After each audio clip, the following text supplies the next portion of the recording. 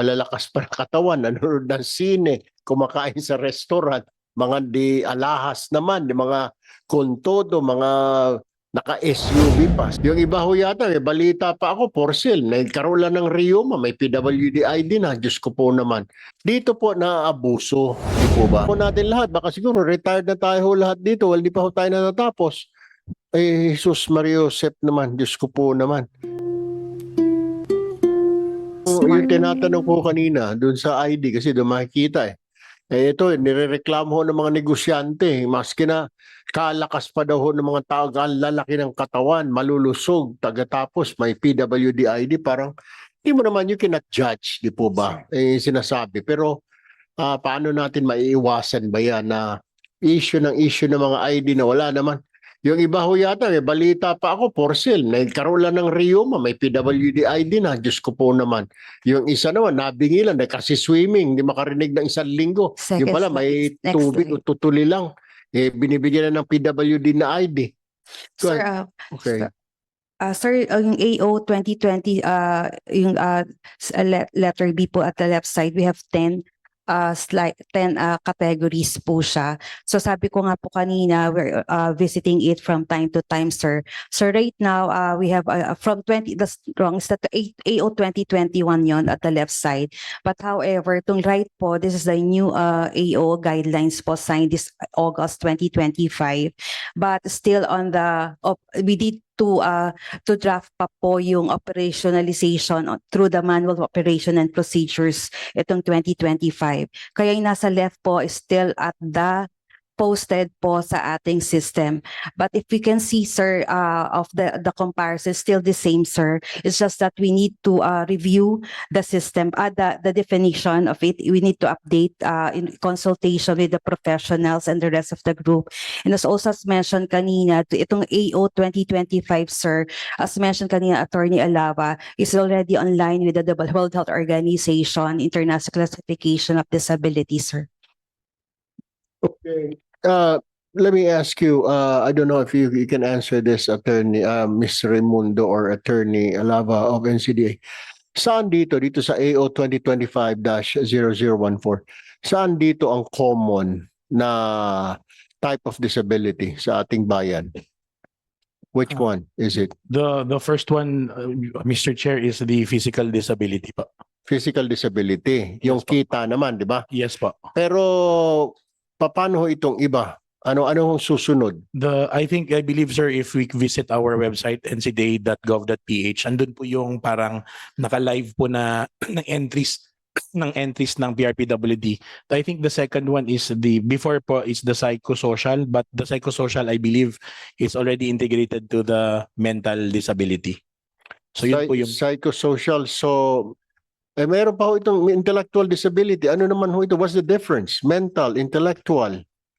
Ano ho yung, what's the difference? Meron pa tayong learning disability. Well, can't we just cluster it in one group na lang, intellectual, kung talagang mahina po siya, slow learner? I mean, we consider that as a disability po ba? I mean, why don't we just cluster it in one group, intellectual, learning, mental, disability? Pwede po ba yun? Or this one also, speech, language, and communication disability? DOH? Sir, with respect po with the definition, it has definition per disability, sir. So there's a difference, sir, between what each of the categories po. If you gonna permit me, I can also show lang, sir, what's the definition of each of Please, these. kasi ma'am, ang tingin ko, may mga info po kami, ginawa na po namin ito dati when I was still a journalist, kung saan naabuso. Yung iba, karamihan nilalagay nila learning disability. Siyempre, hindi mo naman tatanungin, intellectual disability, mental disability, speech, language, communications disability. I think dito po naabuso yung PWD IDs natin. Siyempre, kasi hindi mo nakikita eh. Di po ba? Nakatago po ito eh. Siyempre, visual disability, alam mo na bulag, may dalahong tungkod. May hearing disability, alam mo hearing impaired siya. Physical, lalo na Ito ho yung sinasabi ko, cancer, kita nyo naman. Tapos ito pa, yung rare disease. How would you know kung ikaw ay negosyo? Ito yung nirereklamo ng ilang mga kaibigan ko na may mga negosyo po. Parang ayaw nilang maniwala na may disability yung tao. So, we have to be clear siguro, Miss Raimundo. Yes. Go ahead po. Yes, sir. But if time permits, sir, I just checking on my file para lang po makita lang po to everybody the difference. I mean, the definition of each of the categories, sir. Sige po, mamaya siguro, if not, kung wala na ho kayo oras, you just submit to this committee yung Yes, sir. definitions po ng mga ito para mapag-aralan ho natin. Kasi sa palagay ko po, dito po na-abuso, di po ba? Sabi nga nila, malalakas pa ng katawan, nanonood ng sine, kumakain sa restaurant, mga di alahas naman, di mga kontodo, mga naka-SUV pa. Sabi nga po those who have less in life should have more in law, di po ba? Pero bakit mabibigyan ng PWD na wala ka naman makita na talagang, we're not judging, pero dapat na siguro clearly define po rito. Go ahead, Asik Acuña. Yes, Mr. Chair, just a quick rejoinder on the comment po on the integrity of the ID system. Tama po kayo. One part of it is the issuance po ng ID. Another part po is the verification part. So I did mention po yung QR code na nakita nyo kanina. While that can be verified, part of the response of the system is yung information din po, sino po yung nag-authorize ng approval, as well as kung meron pong needed na medical certificate, yung integrity naman po ng medical officer that issued yung attestation will also be shown. GU ba, wala pang mga QR code sila doon sa ID nila? At this point po, it's an ongoing rollout po doon po sa unified PWD ID system. When will this come out, itong unified ID system? Kailan ho natin makikita ito? Para dito ho magulo kasi sa mga LGU ho may mga pinapaboran, may mga hindi pinapaboran. Merong nagrereklamo din ho sa opisina namin. Kailan ho kaya itong unified PWD ID natin? Mr. Chair, Yes. permission po to show our slides po. We had the presentation with regard to an update with respect to the unified persons with disability ID system po. Sige nga, go ahead. So with respect to the question po on how many is the total number of registered persons with disability in the Unified Persons with Disability Identification Card, as of the Department of Social Welfare and Development, in partnership with the National Council on Disability Affairs, is spearheading the development and implementation of the Unified Persons with Disability ID system. To support this initiative, the NCDA initially consulted 35 LGUs for the pilot. From August 12 to 16, system testing was conducted in 5 pilot sites. We have there Muntinlupa, Santa Rosa, Laguna, Pasay City, Manila City, and San Miguel, Bulacan. The nationwide rollout is targeted for completion by December 2025.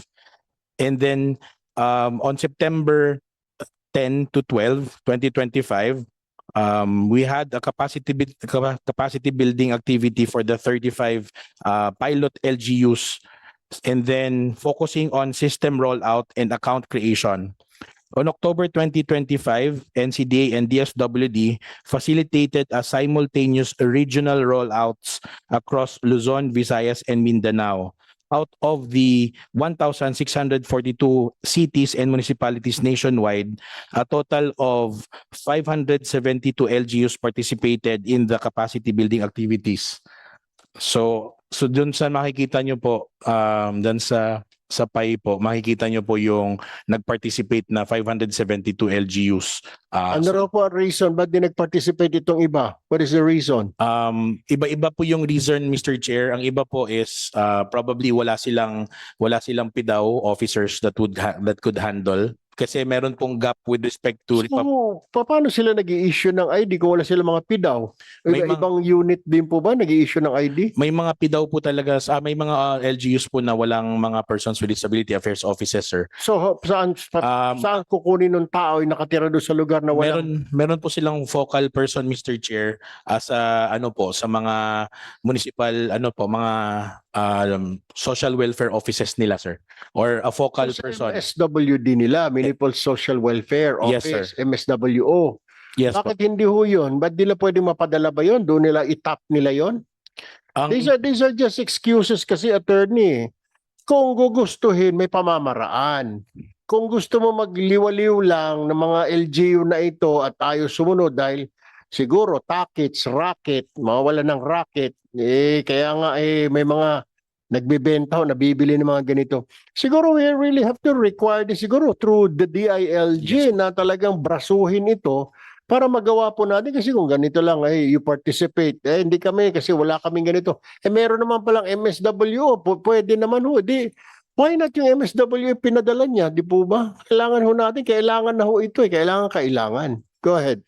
Based on the law, well, with respect to that, sir, query po, based on the Republic Act 10070 or the PIDAW law, ang LGUs po talaga yung nag-i-issue ng mga identification cards through their PIDAW offices. I understand nga Ah. po what you're saying but my point is sabi nga bakit di siya sumama dahil sabi mo wala rin silang PIDAW office pero in lieu of PIDAW office meron silang MSWO di ba? Yes po. Municipal Social Welfare Office.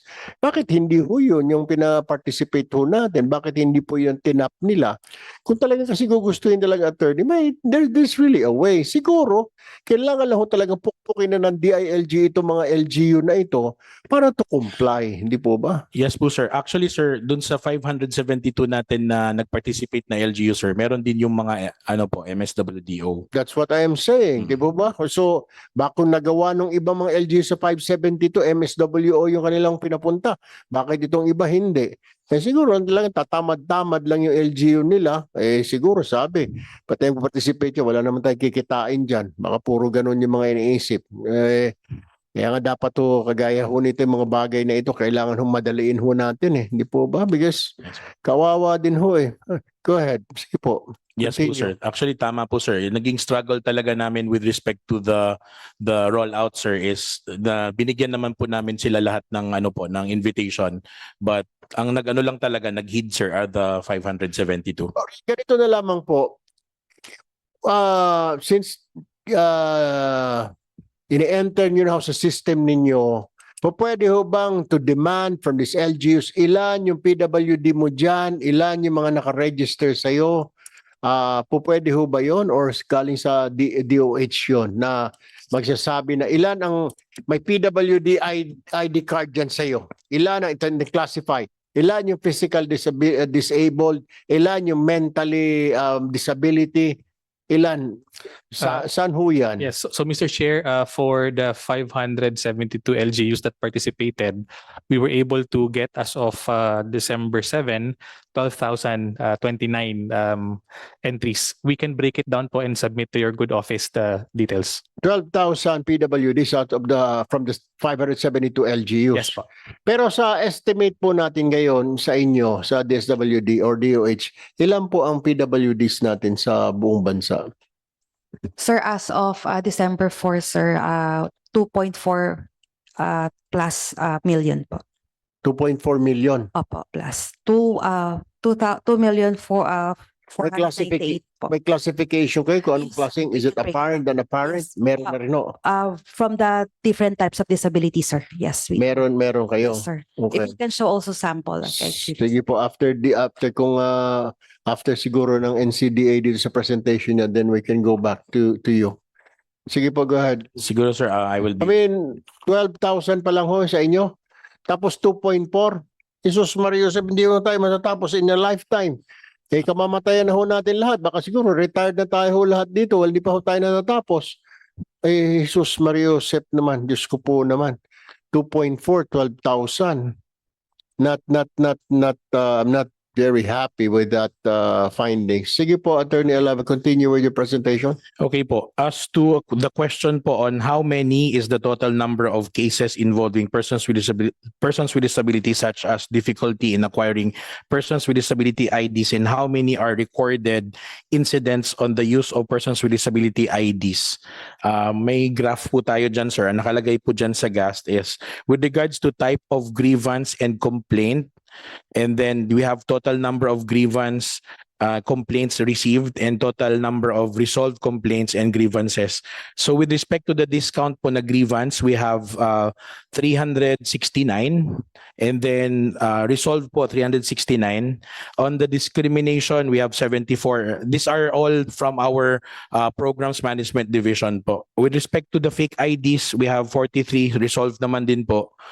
For the ID application, 17 is also resolved.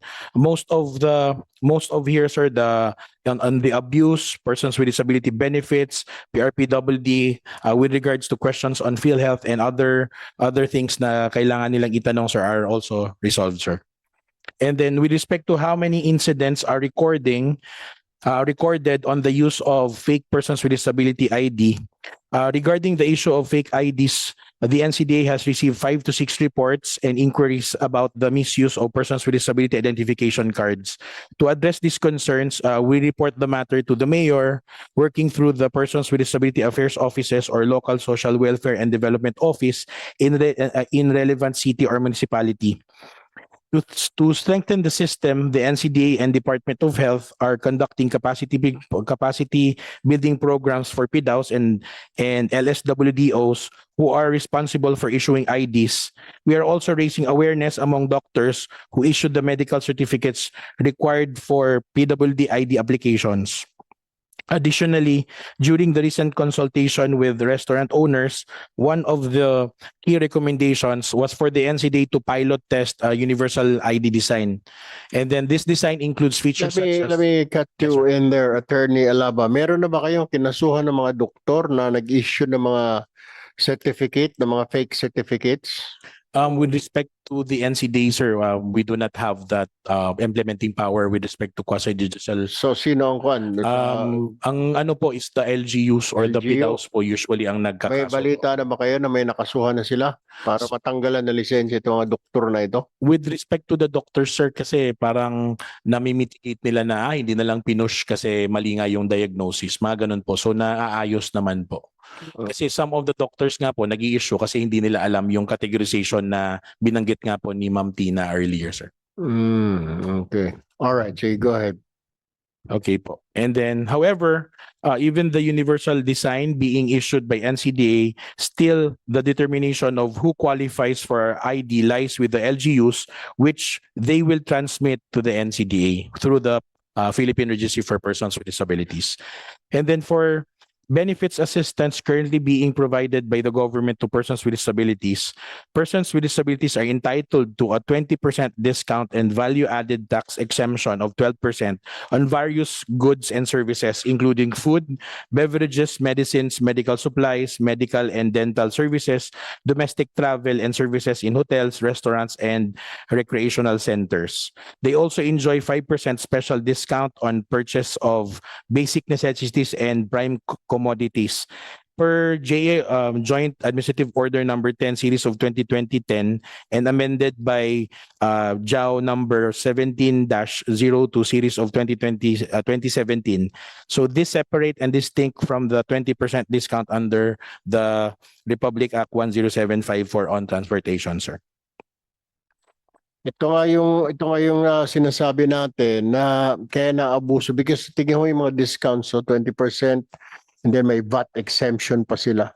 So talaga kailangan siguro makontrol talaga ito. Pero yung problema ho kasi natin, yung mga nagrereklamo po, hindi naman nagrereklamo, kundi yung paano ho natin matulungan yung mga may personal lifelong na disability, hindi po ba? Yun yung kaya tayo nandito because we're trying to address this problem and fix this problem. Baka matulungan na ho natin sila.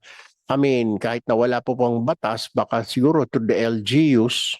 But sige po, continue if mahaba po yung presentation niyo. Siguro Mr. Chair, doon na lang sa last na ano po, yung clustering and LGU rollouts. So with respect to Luzon, sir, we had a rollout of 339 LGUs. And then for Visayas, we have 90. And then for Mindanao, we have 143. Medyo bumaba po yung sa Visayas and Mindanao because of the calamity po na nagkaroon tayo ng Bagyo and Lindol. So the total of, as of the moment, sir, for the rollouts is 572 LGUs. But with respect to projection, sir, phasing po natin, sir, is July to December will be the pilot testing.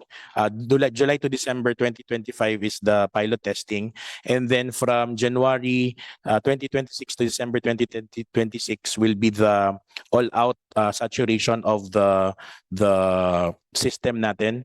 And then for 2027 will be the monitoring and coordination natin and evaluation with respect to the system, sir. Thank you, sir. All right, thank you. Can the DOH or DSWD classify PWD IDs to apparent and non-apparent? Go ahead. It's already classified, Mr. Chair, with respect to apparent and non-apparent. That's the categorization. And then the DOH has already issued po the types of disabilities. May guidelines. So ito yung sinusundan naman ng LGUs natin.